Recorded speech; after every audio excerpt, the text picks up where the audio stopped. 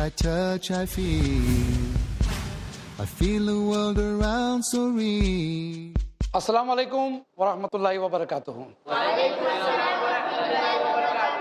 نحمدہ نصلی علی رسولہ الکریم. اما بعد، آج کی کلاس میں ایک نیا سبق، اور وہ سبق جو برسوں سے انبیاء کرام ہر نبی اپنے ماننے والے کو سکھاتے آئے ہیں، اور ہمارے پیارے نبی صلی اللہ علیہ وسلم نے بھی ہمیں سکھایا.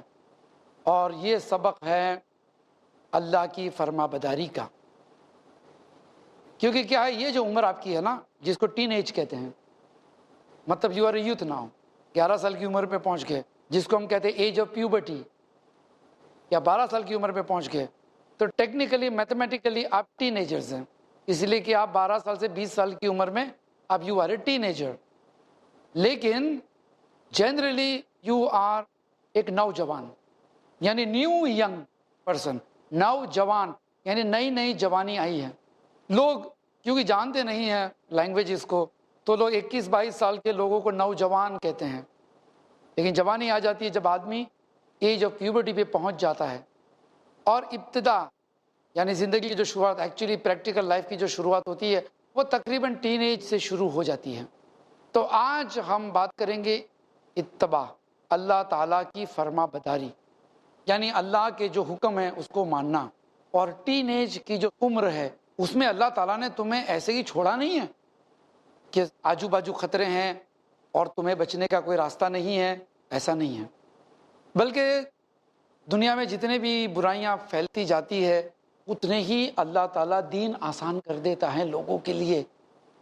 تو اتباع اللہ تعالیٰ کا ایک بہت امپورٹنٹ چیپٹر ہے ٹین ایج کے لیے، اس لیے کہ اللہ کی فرما برداری زندگی بھر کرنی ہے. 6 سال 7 سال 8 سال کے تھے تو آپ چھوٹے بچے تھے. شریعت نے کبھی کبھی آپ کو کچھ چیزوں کے اندر تھوڑی سی رخصتی دی ہے، تھوڑی سی لیبرٹی دی ہے. لیکن ایک بار آپ ایج آف پیوبرٹی کراس کر گئے، now you are a matured person physically. تو آپ کو خیال رکھنا پڑے گا. بہت ہی ہو سکتا ہے بچپن میں آپ کو شاید اللہ کی فرما برداری کی تعلیم نہ ملی ہو سکتا ہے کہ آپ کے ماں باپ شاید دین سے دور ہو، انہیں تعلیم کا موقع نہ ملا ہو، تو آپ کے گھر میں شاید ماحول نہ ہو. لیکن اب اس پروگرام دیکھنے کے بعد شاید آپ کے اندر ایک جذبہ آ جائے، یا کوئی جمعہ کا خطبہ سنا، یا کوئی کتاب پڑھی دین کی، اور آپ کے اندر ایک جذبہ آ گیا. اس جذبے کو برقرار رکھنا، اسے کہتے ہیں استقامت، فرمنس، اسٹیڈ فاسٹنس. یہ ضروری ہے تاکہ زندگی بھر آپ نیک بنے رہیں. اس لیے کہ نیکی چند لمحوں کی نہیں ہوتی ہے. نیکی اس وقت تک ہوتی ہے جب تک کہ ملک الموت آپ کی روح قبضے کرنے آ جائے. تب تک آپ کو ایمان اور نیکیوں کی حفاظت کرنی ہے، ورنہ تو نیکیاں برباد بھی ہو سکتی ہے. پتہ ہے آپ کو، قرآن کہتا ہے یا ایھا الذین آمنو، اے وہ لوگ جو ایمان لائے، اللہ کی اطاعت کرو اور نبی کی فرما برداری کرو اور اپنے اعمال کو برباد مت کرو. معلوم یہ ہوا کہ فرما برداری ایک بہت امپورٹنٹ لیسن ہے، سبق ہے زندگی کا. اور یہ فرما برداری کے کیا فائدے ہیں؟ ایک لڑکا مجھے پوچھتا ہے، نثار سر، میں روزے رکھوں، میں نماز پڑھوں، ہمیشہ اللہ کی بات مانوں، میں گرل فرینڈس نہیں رکھوں، میں جوا نہیں کھیلوں، میں شراب نہیں پیوں، میرے دوست لوگ گرل فرینڈس رکھتے ہیں، گالیاں بولتے ہیں، فلمیں دیکھتے ہیں اور مزہ کرتے ہیں، انٹرٹین ہوتے ہیں، انجوائے کرتے ہیں لائف کو، اور میں بیچارہ کچھ نہیں کروں، تو اللہ کی فرما برداری میں میرا فائدہ کیا ہے؟ کوشچن ہے on the face of it, question لگتا ہے انٹیلیجنٹ ہے، لیکن میں سمجھاتا ہوں کیوں اللہ کی فرما برداری کرنی چاہیے. دیکھیے جو آیت میں نے پڑھی کہ اللہ کی فرما برداری کرو، رسول کی فرما برداری کرو، ورنہ آپ کے اعمال برباد ہو جائیں گے. یعنی جب قیامت کے دن آپ اللہ کے سامنے کھڑے ہوگے، اور میں کہہ دوں کہ قیامت کے دن ہر مومن کے ساتھ اللہ تعالیٰ بات کرے گا پرسنلی. اللہ تعالیٰ کا اپوائنٹمنٹ ہے، ہر مومن کے ساتھ اللہ تعالیٰ پرسنلی بات کرے گا. تم نے کیا کیا، تم نے کتنے اچھے کام کیے، تم نے کتنے برے کام کیے. اب فرض کرو کہ آپ نے بہت ساری نیکیاں کی ہے، لیکن اللہ کی نافرمانی کرنے میں جو آپ کے اعمال برباد ہو گئے، قیامت کے دن آپ دیکھو گے، ارے میرے لسٹ کے اندر میرے وہ اچھے اعمال نہیں ہیں جو میں نے دنیا میں کیے تھے. اسے کہا جائے گا کہ تم نے اللہ کی نافرمانی کی، اس لیے تیرے اعمال برباد ہو گئے. معلوم یہ ہوا کہ اچھے اعمال کرنے کے بعد اس کو سنبھال کے رکھنا ضروری ہے، ورنہ شیطان اڑا لیتا ہے۔ اس کے بعد دوسرا فائدہ کیا ہے؟ اللہ کی اطاعت کرنے سے، اللہ اور اس کے رسول کی فرما بداری۔ دیکھیے جب بھی ہم اللہ کی فرما بداری کی بات کرتے ہیں تو رسول اللہ کی فرما بداری کا بھی تذکرہ قرآن میں ساتھ میں ہی آ جاتا ہے، کیونکہ اللہ کے رسول اپنی طرف سے کوئی بات نہیں کرتے ہیں، اللہ کے رسول صلی اللہ علیہ وسلم وہی بات کرتے ہیں جو اللہ ان کو کہتا ہے۔ تو پتہ چلا کہ اللہ اور اس کے رسول کی فرما بداری بہت ضروری ہے۔ اب میں دکھاتا ہوں ایک فائدہ۔ آج آپ ٹین ایجرز ہیں، کل اٹھ کے آپ لیڈر بنو گے، اپنے فیملی کا لیڈر، آپ کی شادی ہوگی، آپ کی بیوی بچے آئیں گے تو آپ لیڈر ہو گئے اپنے فیملی کے، یا آپ نے کوئی کاروبار شروع کیا تو آپ لیڈر ہو گئے آپ کے بزنس کے، یا آپ نے کہیں پہ نوکری کی تو آپ کے انڈر میں 4-5 آدمی کام کر رہے ہیں، آپ کے باس نے آپ کو ان 5 آدمیوں کا لیڈر بنا دیا، یا آپ سپورٹس میں کھیل رہے ہیں، ٹیم کے کیپٹن ہیں، اب لیڈر ہیں۔ تو لیڈر ہر شخص کہیں نہ کہیں ہوتا ہے۔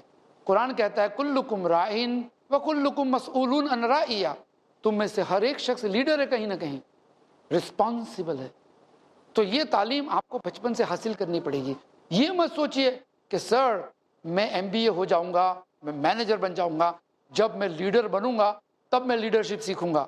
نو، آپ لیڈرشپ کی تعلیم حاصل کیجئے اور اللہ تعالیٰ آپ کو لیڈر بنائے گا۔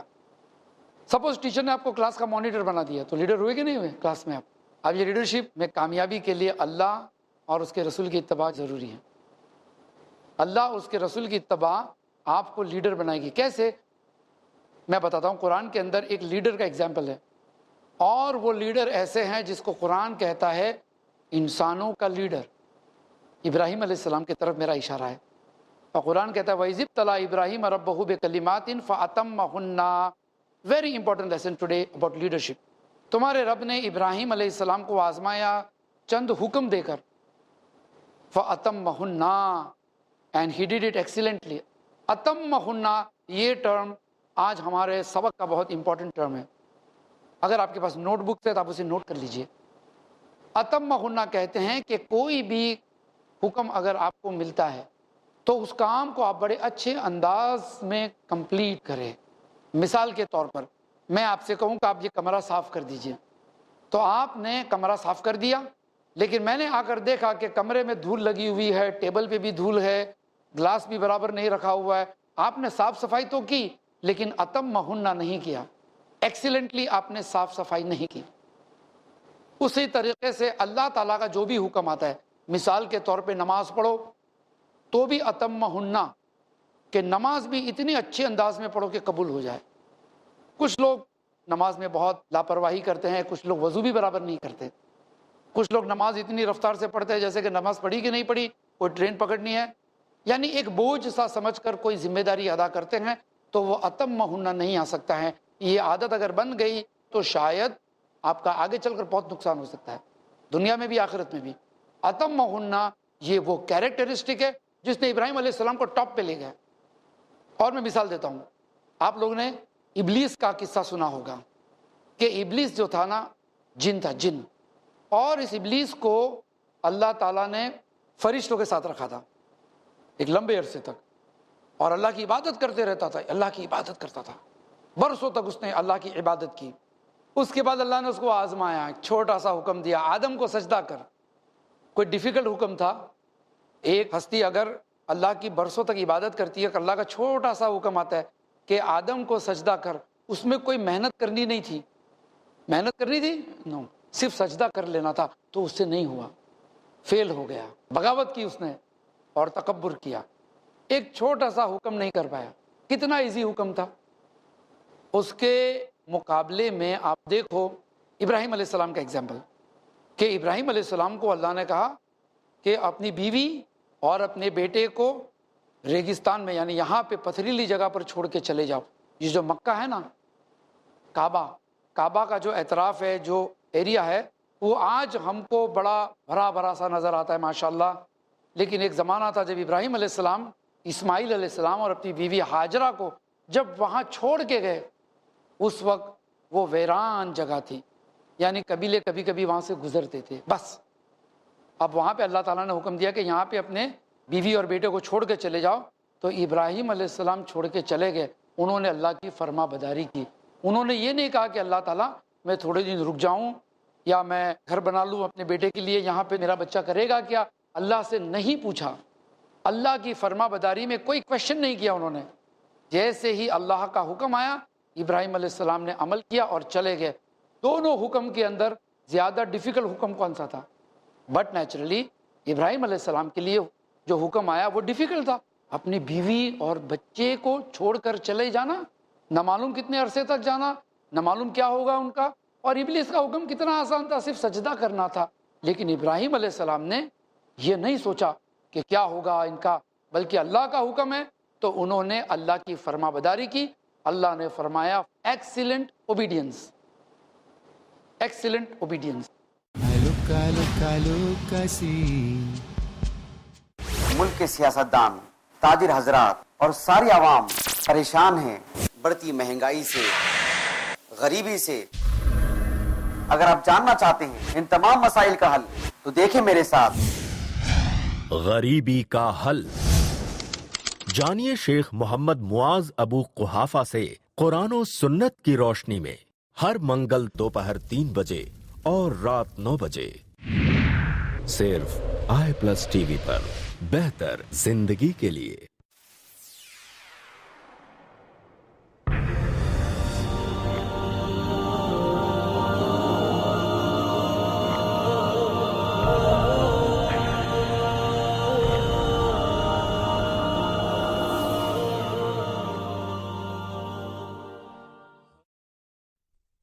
حضرت ابو موسیٰ اشعری رضی اللہ تعالی عنہ سے روایت ہے، بے شک نبی کریم صلی اللہ علیہ وسلم نے فرمایا، نیک ساتھی کی اور برے ساتھی کی مثال ایسی ہے جیسے کستوری اٹھانے والا اور آگ کی بھٹی دھونکنے والا۔ پس کستوری اٹھانے والا یا تو تجھے عطیہ دے دے گا یا تو خود اس سے خرید لے گا، یا یہ کہ تو اس سے پاکیزہ خوشبو پالے گا، اور بھٹی دھونکنے والا یا تو تیرے کپڑے جلا دے گا یا پھر تو اس سے بدبو پائے گا۔ اسے امام بخاری اور امام مسلم نے روایت کیا ہے۔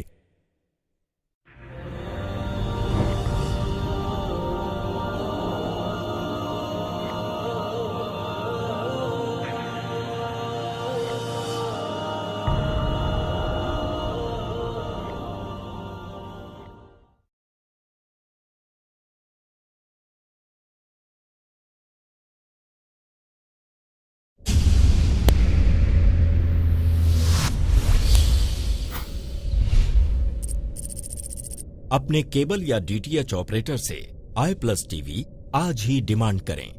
i+ T V free to air اور انڈین رجسٹرڈ چینل ہے۔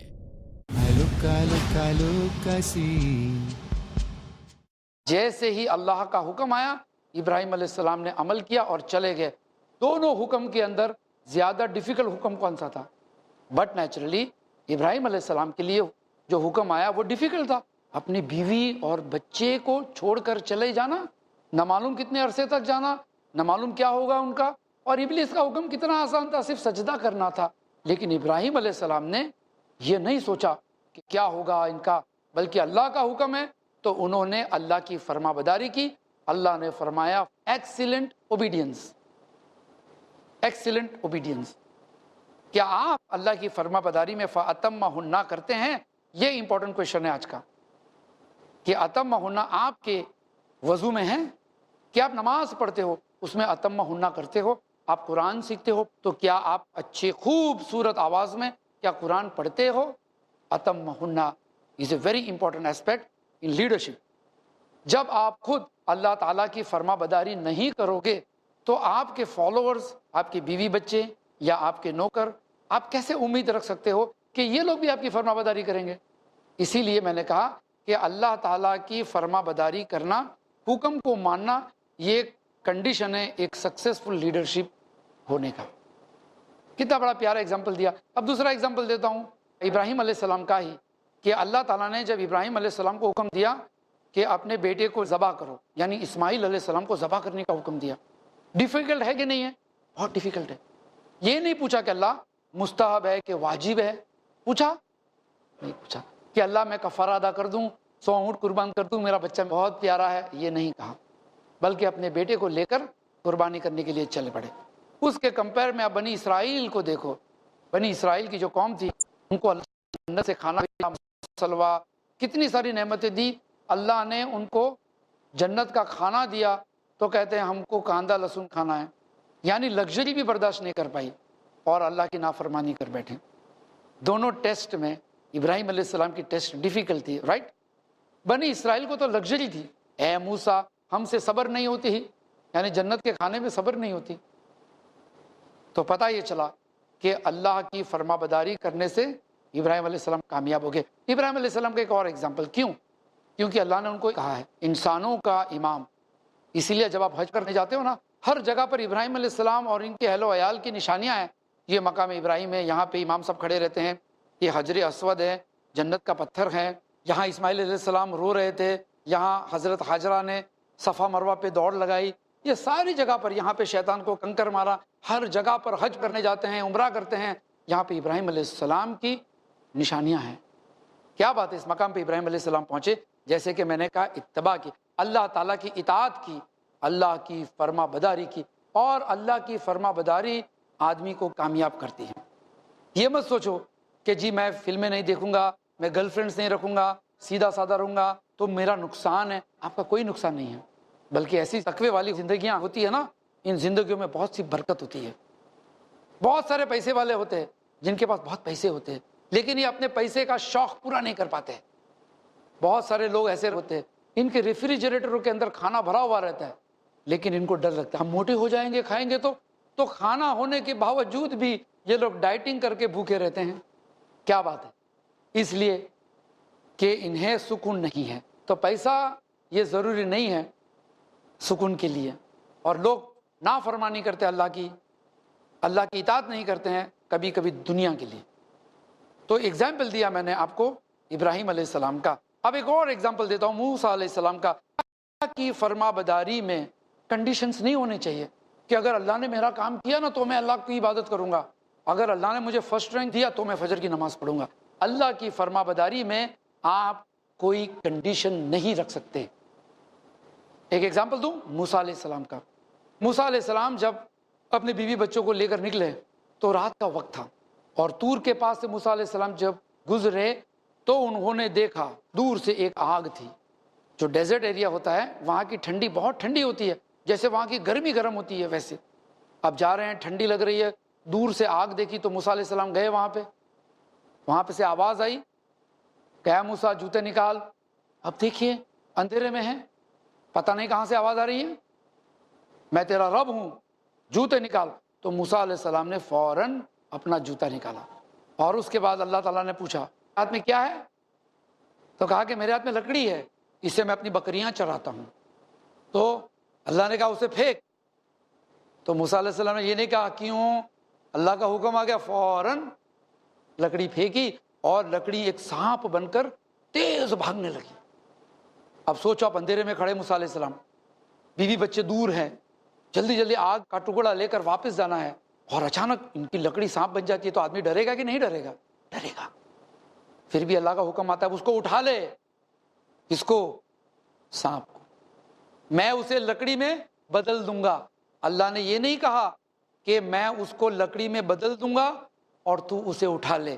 اللہ نے کیا حکم دیا کہ تو اسے اٹھا لے، میں اسے لکڑی میں بدل دوں گا، یعنی اٹھانے کے بعد، اور موسیٰ علیہ السلام نے فوراً اس کو اٹھا لیا۔ یہ نہیں کہا کہ اللہ پہلے تو اس کو لکڑی میں بدل دے ورنہ میں نہیں اٹھاؤں گا، مجھے ڈر لگتا ہے، یہ کہا موسیٰ علیہ السلام نے؟ نہیں کہا۔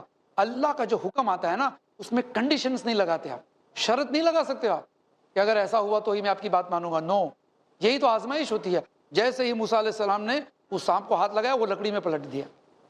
اسی کو کہتے ہیں اللہ تعالیٰ کی فرما بداری۔ ابراہیم علیہ السلام کا ایک اور بڑا پیارا سا ایگزامپل، آج تو میں آپ کو بہت سارے ایگزامپلس دے رہا ہوں، اور مجھے پتا ہے کہ اس عمر میں اچھی اچھی باتیں سننا، کہانیاں سننا بڑا اچھا لگتا ہے، اور قرآن بھی تو کہتا ہے ہم تم کو خوبصورت کہانیاں سناتے ہیں۔ تو ان میں سے میں نے آپ کو چند کہانیاں سنائیں، اور ایک بڑی مزیدار کہانی ابراہیم علیہ السلام کی۔ آپ کو پتا ہے نا، نمرود نے ابراہیم علیہ السلام کو آگ میں پھینکا تھا، اس کی سزا تھی کہ ابراہیم علیہ السلام نے اللہ کی عبادت کرنے کے لیے لوگوں کو پکارنا شروع کیا. تو یہ شخص اپنے آپ کو اللہ سمجھتا تھا کہ میں خود اللہ ہوں. تو ابراہیم علیہ السلام کو جب اس نے آگ میں پھینکا, اب اتنی زبردست آگ تھی, وہ اتنی زبردست آگ تھی کہ ہفتوں تک اس آگ کو سینکا گیا, یعنی لکڑیاں ہفتوں سے جمع کی گئی, اتنی بڑی آگ بنائی گئی. جب ابراہیم علیہ السلام کو پھینکا گیا تو فرشتے آ کر, یعنی اللہ کے حکم سے, آزماتے ہیں مدد کر سکتا ہوں. اگر ابراہیم علیہ السلام کی جگہ پہ ہم اور آپ رہتے تو فوراً, جیسے کہ ہم کرتے ہیں نا, اللہ کو بعد میں یاد کرتے ہیں, پہلے دوستوں کو یاد کرتے ہیں, پہلے فرینڈ سرکل, پہلے پیرنٹس, رشتہ دار, انکل پرابلم ہے, یہ وہ. لیکن یہاں پہ ایسے کرائسس پہ ابراہیم علیہ السلام ہے اور فرشتے آ کر اپروچ کرتے ہیں, ہیلپ, میں ہیلپ یو, مدد چاہیے؟ تو کہتے ہیں حسبی اللہ و نعم الوکیل, میرا بچانے والا اللہ ہے. کیا ایمان ہے, کیا بھروسہ ہے اللہ کے اوپر. اور اللہ تعالیٰ خوش ہو جاتے ہیں اور آگ کو حکم دیتے ہیں, اے آگ ٹھنڈی ہو جا, وسلام علی ابراہیم, اور ابراہیم کے اوپر سلامتی ہو جا. یعنی صرف جلانا نہیں, صرف جلانے سے رک جانا ایسا نہیں, بلکہ اس کے لیے سلامتی ہو جا. کیوں؟ اس لیے کہ انہوں نے اللہ تعالیٰ کے اوپر بھروسہ کیا, فرشتے کی مدد کا انکار کر دیا. تو اسی لیے اللہ کی فرما بداری میں بہت سارے فائدے ہیں. آپ کو شاید نظر نہیں آتے ہیں, اور ضروری نہیں کہ بہت ساری چیزیں نظر نہ آنے پر ہم اس کا انکار کریں. مثال کے طور پہ آپ عقل والے ہیں, رائٹ, دماغ, تو میں کہوں گا آپ کی عقل دکھائیے, تو آپ دکھاؤ گے تو کیا بھیجا ہے, یہ تو بھیجا ہے. عقل کہاں ہے بھائی؟ تو عقل آپ کی نشانیوں سے پتہ چلتا ہے کہ ہم نے آپ کو گٹر کا پانی دیا, ہم نے آپ کو صاف پانی دیا, آپ نے صاف پانی پیا, ہمیں پتہ چلا کہ آپ عقل مند آدمی ہیں. اسی طریقے سے آپ کہیں گے ہم ہمارے ماں باپ سے محبت کرتے ہیں, تو ہم کہیں گے محبت دکھاؤ, تو دل دکھائے گے, تو یہ تو دل ہے, یہ محبت تھوڑی ہے. It's an abstract noun. محبت ہے مگر دکھتی نہیں. تو کیسے پتہ چلے گا؟ میری ماں کوئی حکم دیتی ہے تو میں اس حکم کو منظور کرتا ہوں, میری ماں کو میں چومتا ہوں, گلے لگتا ہوں, تو یہ بتاتا ہے, نشانیاں ہیں کہ میں اپنی ماں سے پیار کرتا ہوں. تو اللہ کی نشانیاں ہیں دنیا, سمجھے نا. تو اس اعتبار سے اللہ کی فرما بداری کرنے میں اپنے طرف سے کوئی شرط نہیں رکھنی چاہیے. بہت امپورٹنٹ لیسن ہے اللہ کی فرما بداری, کیونکہ ایک مسلمان بچے کی کامیابی, وہ جتنی اللہ کی فرما بداری کرتا ہے اتنی اس کی کامیابی ہوتی ہے, دنیا میں بھی آخرت میں بھی. لوگ اللہ کی نافرمانی کر دیتے. جیسے کہ ایک سبق میں نے آپ سے کہا تھا, ایک بچہ ملا مجھے, کہتا ہے کہ میں روزے نہیں رکھتا ہوں رمضان میں. میں نے پوچھا کیوں؟ تو کہتے میری ایگزامس ہے. تو میں نے کہا کہ ٹیچرز زیادہ امپورٹنٹ ہے اللہ سے, اللہ کے حکم سے؟ تو کہا کہ نہیں, مگر میری ماں نے کہا. تو معلوم یہ ہوا کہ کبھی کبھی آپ کے ماں باپ بھی آپ کو اللہ کی نافرمانی کرنے کے طرف اگر کہیں تو آپ کو نہیں ماننا چاہیے, البتہ بدتمیزی سے نہیں بلکہ پیار سے. آئی ایم سوری ممی, یہ تو رمضان ہے اور اللہ کا حکم ہے, میں تو روزہ رکھوں گا. اس طرح پولائٹلی آپ اپنے ماں باپ کو منع کر سکتے ہو. یہ نہیں کہ بھائی آپ نے جو ہے جھگڑا کرنا شروع کر دیا, مفتی صاحب بن گئے, نہیں, تو پھر آپ نے دوسرا گناہ کر لیا ایک گناہ سے بچنے کے لیے. ایسا نہیں ہونا چاہیے, بلکہ انداز ہونا چاہیے میٹھا. تو اللہ کی فرما بداری, جب بھی آپ کے پاس کوئی حکم آئے اللہ کا, اسے آپ لپک کر عمل کرو. ایک قرآن کی بڑی پیاری آیت ہے, یا ایھا الذین آمنو, آیت کا ٹکڑا ہے, اور یہ آیت قرآن میں کئی جگہ آتی ہے. ابن عباس یہ اسکالر تھے اور یہ کہتے ہیں یا ایھا الذین آمنو, جب بھی میں یہ آیت پڑھتا ہوں تو مجھے احساس ہو جاتا ہے کہ اللہ تعالیٰ مجھے کوئی اسپیشل حکم دے رہا ہے, کوئی نصیحت کر رہا ہے, اور میں لپک کر اس پر عمل کرتا ہوں, ڈیلے نہیں کرتا ہوں. اللہ کی فرما بداری میں بھی ڈیلے نہیں کرنا چاہیے. خاص کر کے آپ لوگ شاید نماز میں کرتے ہوگے, ابھی قضا ہونے میں 10 منٹ باقی ہے, آدھا گھنٹہ باقی ہے, اس کے بعد میں نماز پڑھوں گا. اللہ کی فرما بداری میں جلد بازی ہونی چاہیے, دیری نہیں ہونی چاہیے. یہ تھا آج کا سبق ہمارا, اللہ کی فرما بداری. انشاءاللہ ہم اور سبق لے کر آئیں گے آپ کے لیے دین فار ٹینز پروگرام میں. آپ ہمارا ساتھ دیتے رہیے, خود بھی دیکھیے اور اوروں کو بھی اس کو دیکھنے کے لیے انوائٹ کیجیے. جزاک اللہ خیرن. السلام علیکم ورحمۃ اللہ وبرکاتہ. I look, I see a world of beauty.